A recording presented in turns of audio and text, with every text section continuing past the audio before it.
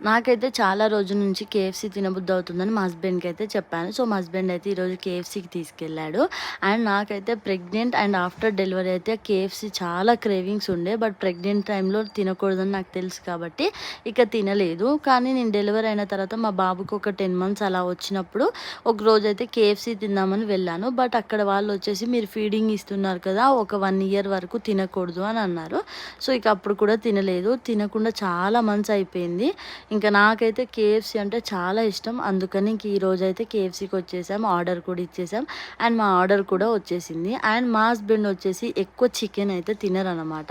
అందుకని ఒక బర్గర్ అయితే ఆర్డర్ చేసుకున్నారు. అందులో ఒక బైట్ నేను కూడా తిన్నాను. టేస్ట్ బాగుంది. అండ్ నాకొచ్చేసి ఒక చికెన్ మీల్ బాక్స్ ఆర్డర్ చేసుకున్నాను. అండ్ అత్తమ్మ వాళ్ళైతే ఇంట్లోనే ఉన్నారు కదా!